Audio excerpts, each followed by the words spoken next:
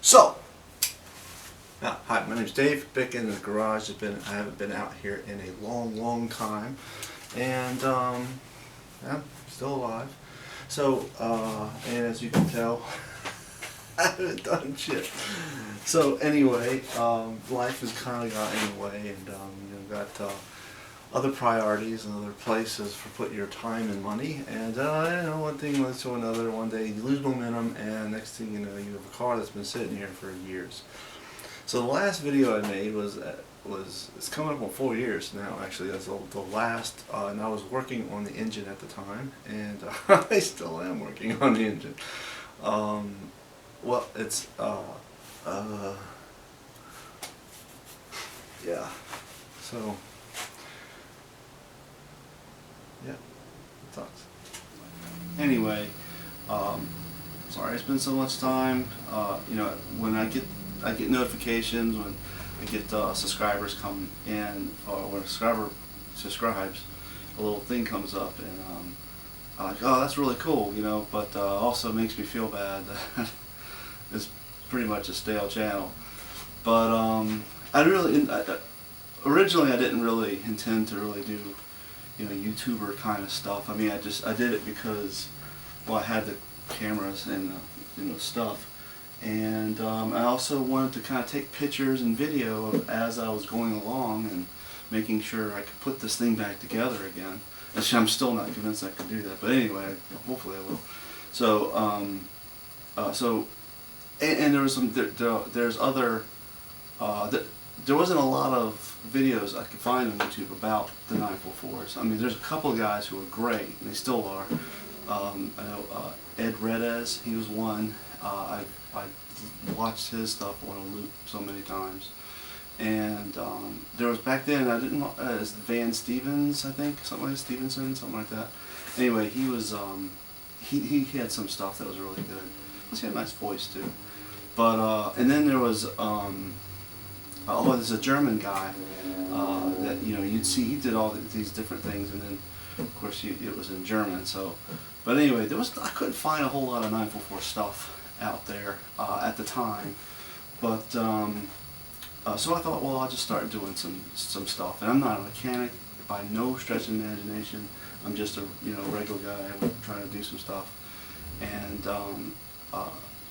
I thought, well, why not, right? Why not just do something? Well, Clark's Garage is really, there's these great procedures. They really, if I didn't have that, I just kind of scratched my head going, I'm not sure what to do here. But Clark's Garage laid out all these procedures on doing all this different stuff, and that's what I used to remove the engine. I thought, well, I'll just take video of it and I'll put that up, and it'll help somebody else in the future, and probably help me too try to put it back together. So so I did that, and I thought I was going to do more of that too. And even when the engine, put that together, I was going to use the Haynes manual that I'm using to put it back together. But anyway, so that was 3 years ago, and I just lost momentum, time, money, same old stuff. But now I'm trying to get back in here, but also now there's tons of people with 944 videos, way better, like actual mechanics, people who know what they're doing, and I'm so glad, because it's good to watch these things, kind of see what's going on before you get into it. So I'm not going to reinvent the wheel and redo videos that are, I couldn't really do any better ones. So so I'm going to use those videos to go with the other things, the manual, Clark's Garage, and already existing YouTube videos.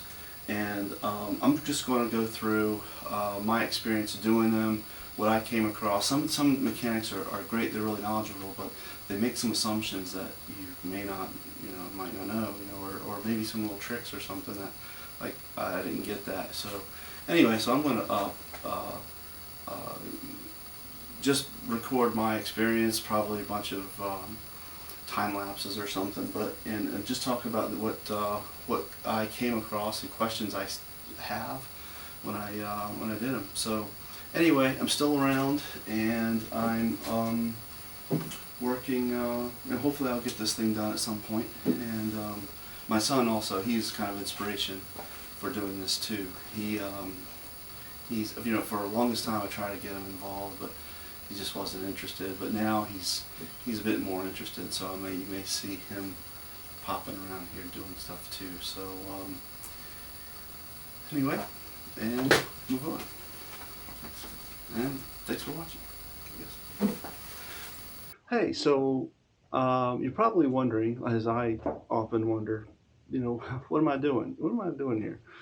So, which is, you know, and probably when you start something, for me, if I start something and I get into it, next thing you know, I get into it more and more and more. And next thing you know, I'm restoring a car. So I guess that's what I'm doing. So what I'm doing is all of it. I'm going to take it apart as much as I can. Then I'm going to paint it, clean it up, paint it, put it back together, and hopefully within the century, and hopefully it'll all work. You know, so I'm sure there's really, I'm not sure why people do these things, just because, right? I mean, it's the journey, not the destination, something like that. Although I'd like to drive it too. That's kind of that's a goal. All right, so that's it. Oh, I'm going to take you around. May as well look around, and here also different things I like to do is mess with these cameras. So I don't know how well this will do, but this particular camera is a Insta360, and it gives you a 360 view. Of course, I'm not in 360 mode, but it gives some extra wide angles.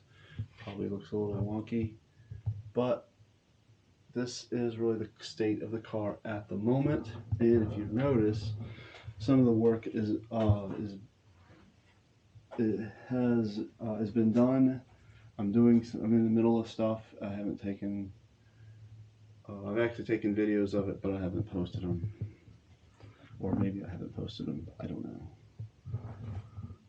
By the time I post this, here's the inside of the car, and notice the dashboard is not in there, and I think I went down a rabbit hole, and I probably went down too far, but what the heck? Why not? And in the back is just lots of junk, so I'm not going to focus on that at all. All right, so where did I leave off? Let's go with that. So where did I leave off? The last video I took was 4 years ago. I had the crank in and the girdle torqued down, and I was about to pull it, or the next step was the pistons and the rod bearings and stuff. But and I actually did a video with that, but I never posted it. So when I went to do that, I looked at the oil galleys, and there was a lot of sludge in there. So obviously I skipped a step somewhere and didn't clean the crank as well as I should have. So I couldn't just leave it that way, because I could just imagine, you know, it's kind of important to have oil in those journals, especially for those bearings, the rod bearings. So anyway, I was tasked with having to take it apart again, and that's kind of where I left it. I was like, well, I'll get to it, and then I didn't. So flash forward to now, I took it all apart again, took the crank out, cleaned it all very well. By the way, I also took video of all this, but because the camera had a SIM card issue, it didn't work. Anyway, I lost the video. So imagine, you know, I cleaned the crank, went through all the oil galleys with like a pipe cleaner kind of thing, and everything came out clean. And then, you know, there's other suggestions too that were made that were a good idea, and I don't know why. I should have done it anyway. Like replacing the main bearings. You know, why that? I was trying to sort of stay cheap with it and not do some things and just. But you know, well, it's why as well. It's opened up to just do them right. It makes sense. So I did replace the main bearings and put it all together. Put the crank, girdle, torqued all that down, just like I did before. You know, a couple of times. You know, one time I had to take it apart because I stripped out one of the threads. But anyway, and so this is coming up to modern times now. It was 4 years ago. That's how I left it. Today I did the work to put the crank back in and the pistons. One thing I will say, and I'll actually leave some. One thing I also did too is because it had been sitting for so long, the journals on the rod bearings had surface rust on them, and I went through and I cleaned those up with some light sandpaper and then followed up with some metal polish, and they came up really nice. They cleaned up really well. And again, some of these I found this stuff on YouTube, some videos which I'll link to or I'll put somewhere. I don't know. Hopefully, these are the videos that helped me with doing this. And then I also then I put the pistons in, and I took the pistons completely apart with the rods and the wrist pins and all that. Took all that apart. Everything looked really good in there, so I didn't. I just cleaned them up and put them back together, really, and lubed them up, put them back together. And one thing I did. You know, the videos I found about doing the rings all look very straightforward. You know, setting the gap, did that, which the gap was didn't look far off anyway. It was, for the most part they were set pretty well from the factory. I did have to do a little bit on a couple of the rings. Maybe the compression rings or something. I can't remember off the top of my head. I wish I had that video because it was all in the video. But anyway, but I will say the rings, the oiling rings, weren't as easy as it looked on the videos. For one, there's four. I had a 4-piece, so there's 2 scrapers, oil scraper kind of rings that they are directional to. I believe there's a certain way you have to put them in, and there's the separator, right, the one that separates those 2 rings, and then there's a sort of a spring back underneath all of it. So there's 4 rings on that one oil ring section, and to get all those sort of together and not moving around and popping into each other and going around each other and all that, it was not easy as it looks on the video. And even when and on top of that, when I had my ring compressor, which is apparently a ring compressor that's been used, it's just this one everyone uses from all sizes. You just kind of crank down on it, and it compresses the rings and you pop them in. That wasn't as easy to deal with either. Hindsight, if I ever do this again, there are rings that or ring compressors that they're kind of conical shape, and they're designed specifically for the diameter. I think they look much easier to deal with, and I'll use them next time. But even at one point in time, as I was tapping it in there, I think I bent one of the rings, and it wasn't bad. So yeah, I think I was able to kind of get it back in, into shape, so to speak. It had a little bend to it, but it didn't look like it was horrible. I managed to put it back in together and fit them down. So, but that's the issue I had with that. But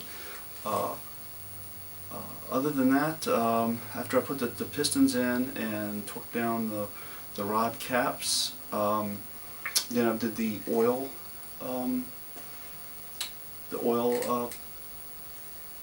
thing. I'm losing my mind. The oil pump, And so that I didn't take apart. Seen where you can take them apart, but it looks a little bit more complicated than I just felt like I didn't want to deal with. Plus, it was it looked pretty clean, and there wasn't a lot of stuff or anything. And I cleaned it out best I can, and then I filled it with some assembly lube, as much as I could in there. And that gear, that drive gear, seems fine. So I just put that back when I bolted that on. And I didn't do it the way you're supposed to do it, with bolting that on before you do the girdle. But everything is super flat. It looks, I don't think it's going to, I couldn't really catch even my finger on the lip where they connect. Again, I'm hoping you know what I'm talking about, because I don't have any video or pictures of this. Maybe I have some pictures. If I do, I'll put them up, but I don't think I do. Because the people out there, the videos out there, will explain it very well, and I'll link any videos that I used about that. But anyway, I didn't do it the way that was supposed to do it. I don't know why, but I didn't. And but I don't think it's going to be a problem, because all the mating surfaces are very you can't really catch your finger on it, so it should be fine. So it's pretty flat. Anyway, after I did that, bolted the oil pan on. Had really no issues with that. That was pretty straightforward. I did at one point, after I bolted the pan on, I thought to myself, did I torque down those rod caps? And just because I wasn't sure, and my video was gone, I went back and I undid the oil pan and checked them, and yeah, sure enough, they were fine. Anyway, put the oil pan back on again, and all that went through the torque sequence a few times, a few levels, because as soon as you torque down one by the time you get back to the original one, it's not in spec anymore. So I did it a few times and a few levels. So I think that's fine, and everything seems to do. I don't have any major issues. All right, well, that's what the state of the project is right now. Starting again, hopefully I'll be better with the videos, and hopefully get those right. The next thing to do on the engine is the balance shafts. I'll wait to do that on a different video. At the same time, also, I'm doing some videos with the car. You see I took the dash out and all that stuff. I'll do that too.